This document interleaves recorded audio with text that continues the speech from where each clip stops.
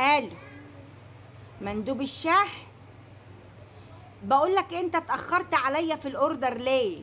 يعني انا طالبه حضرتك من يوم التلات، النهارده الجمعه، انت قلت لي انك جاي التلات، خير يعني ما جيتش؟ مش هتيجي؟ مش هتيجي ليه؟ زعلان مني؟ زعلان مني في ايه ده؟ زعلان مني انا؟ زعلان مني في ايه يا اخويا؟ انا اعرفك؟ زعلان مني في الحاجات اللي انا طالباها؟ قالوا انت مندوب؟ انت زعلان؟ يعني ايه زعلان مني في الحاجات اللي انا طالباها؟ يا دي حاجات اطلبها؟ انت يعني ايه دي حاجات؟ انت مالك؟ مش هتوصلها لي ليه؟ انا هلبسها فين؟ انا طالباها حاجات للعيال. لا طالبه لهم انت مالك؟ انت مالك انت؟ انا هحكي لك قصه حياتي. انت مالك؟ شرطات للعيال؟ انت مالك؟ هيلبسوها في البيت ولا فين؟ هيلبسوها يا عم في البيت ولا لو رايح يا انت ابن خالتي؟ انت مالك انت يا مندوب؟ انت مالك يا ابني؟ يعني ايه يعني اقول لك هيلبسوها فين؟ هيروح بقى المدرسه ليك شوق في حاجه؟ انت مالك بقى؟ انا ما فهمتش. لا مش هتجيبها؟ ليه يا ابني مش هتجيبها ليه؟ اوعدك بايه؟ اوعدك بايه؟ انت اوعدك بايه ده؟ اوعدك بايه يا عم انت؟ اوعدك انه يلبسوها في البيت مش هيخرجوا بيها؟ لا اله الا الله. هو في ايه؟ انت مين يا ابني؟ مندوب الشركه؟ طب امال في ايه؟ مالك كده؟ مالك؟ الحاجات التانية اللي انا طالباها شويه برفانات للعيال برضك، فيهم بنات؟ انت مالك انت برضه؟ لا مفهومش بنات، مفهومش بقى. انت مالك يا ابني؟ انت هات الاوردر فين يا ابني؟ يعني مش هتبعتهولي؟ يا فتشت فين؟ تفتش في الاوردر ليه؟ عشان تشوف انت شايل ايه؟ لا انت شغال اوردر تبع شركه البطنيه ولا ايه؟ لا الاوردر يجي لي دلوقتي، الاوردر يجي دلوقتي. اللي بص هنزل اجيلك. مش هينفع، مش هينفع ليه يا ابني؟ هو ايه اللي احلف على ايه يا ابني؟ لا حول ولا قوه الا بالله. احلف على ايه انا؟ ان انا هلبش الشريطه لعيالي في البيت؟ لا اقفل اقفل اقفل بقى، اقفل بقى عشان انت عايز ده قلمين على وشك. سلام. ايه ده؟ ايه يا ولا ده ولا في ايه؟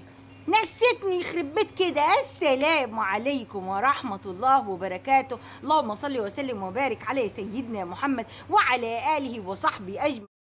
انا اقسم بالله يا جماعه انا مش عارفه احنا عايشين فين. انت ممكن حضرتك اللي انتوا شفتوه ده مش حاجه تمثيليه، دي حاجه حقيقيه حصلت. الدنيا مقلوبه من امبارح على المندوب الرزق، ولا المندوب قصدي المحترم رزق، المندوب اللي مش عارفه ايه رزق. الموضوع استفزني وعايزه اعرف ايه الحكايه. الحكاية ان في واحدة ست اتعاملت مع مندوب تبع شركة ما. المهم احكي لكم اللي حصل. بتقول لك من فترة كده طلبت حاجات اونلاين، حاجة تخص لبس البيت، بس الحاجة دي ممكن حد تاني يلبسها بره البيت وتبقى غير شرعية. بعدين لقيت المندوب بيكلمني وبيسألني على المكان بالظبط، ولما قعدت اشرح له ولقى الكلام طويل لقيته بيقول لي في الكلام وقال لي ممكن حضرتك تشرحي لي ده واتساب كتابه؟ قلت له تمام انا تحت امرك. بعدها لقيت البنوته اللي انا طلبت منها الحاجه بتكلمني ودار الحوار كالتالي: اسفه والله مش تطفل، بس حضرتك هتلبسي الحاجات دي بره البيت؟ قالت لها لا يا حبيبتي ما تقلقيش ومفيش اي تطفل ابدا. يعني انا دلوقتي بطلب اتصل عايزه اوردر، فتقوم تكلمني صاحبه الحاجات تقول لي وانت هتلبسيها بره البيت؟ لا لو هتلبسيها بره البيت انت ست مهزأه ومش هبعتها لك. لا طب ما تبيعهاش يا حبيبتي، حاجه طالما انت شايفه ان فيها شبهه وممكن الناس تلبسها بره البيت تبقى حاجه مش شرعيه وتلبسها بره البيت تبقى حاجه شرعيه، ما تشتغليش فيها وتريحي نفسك. اكمل لكم وعايزه اكلمكم بقى في النقطه اللي انا عايزه اكلمكم فيها.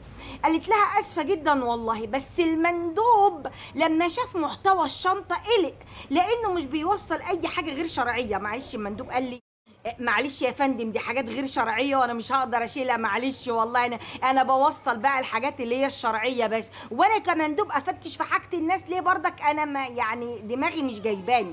وكمان سالني هل انا عرفتك الديفو اللي في المنتج ولا لا علشان الامانه، فعرفته اني مبلغاكي بيه وانك عارفه ان المنتج فيه ديفو واني منزله في سعره علشان كده. بصراحه اندهشت جدا من تصرف المندوب وحرصه على عدم الوقوع في اي مخالفه، واتقائه لله سبحانه وتعالى في شغله، واتقائه في شغل حضرتك يخليه يفتح الشنطه اللي فيها الاوردر ويشوفها هل هو مخالف للزي الاسلامي ولا مش مخالف للشرع.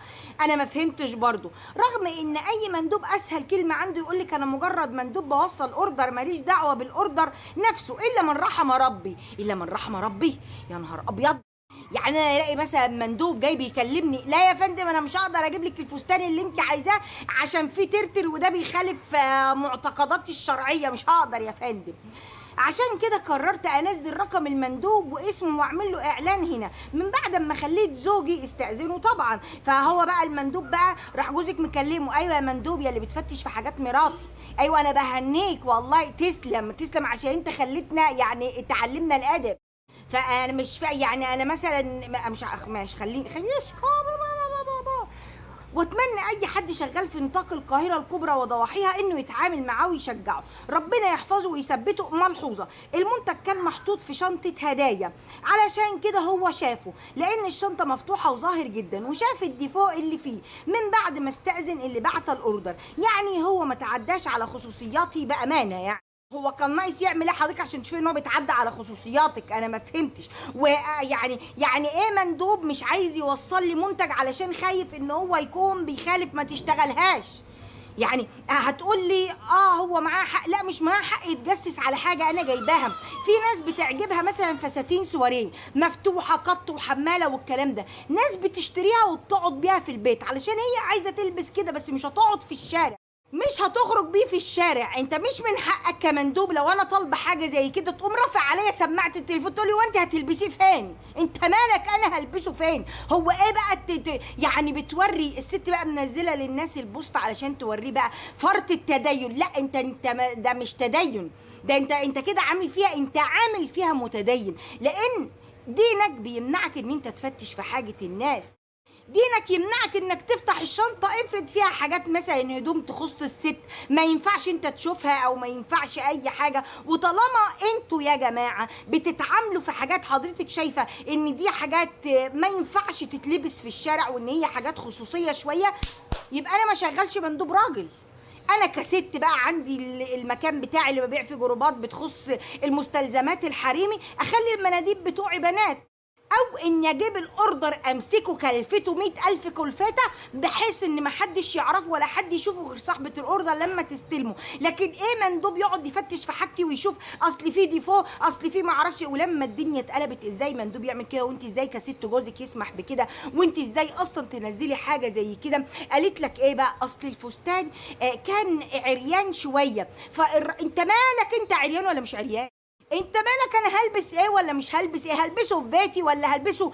افرض مثلا الناس اللي مثلا انا ضد الموضوع ده، يعني انا مثلا لو هي الحنه بتبقى بتاعه البنات والبنات كلهم يبقوا لابسين على راحتهم، برضو انا ضد، لان بيبقى في تصوير. هتقول لي في ناس هتقول ممنوع التصوير، انا بتكلم عن نفسي.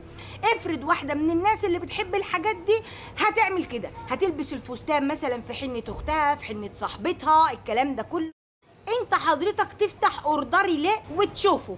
انت تفتش في اوردري ليه تعرف ان في ديفو ولا ما فيهوش ديفو، ولا هو عريان ولا مش عريان؟ لا مش هوصل الاوردر غير لما صاحبه الاوردر تقول هو تلبسه فين. ده ايه الهبل اللي احنا فيه ده ياما؟ والناس اللي مش مصدقه ادخلوا اكتبوا على الفيسبوك قصه المندوب، اكتبوا المندوب هتلاقوا طالع ترند. اصلا ايه الهطل اللي احنا وصلنا له ده؟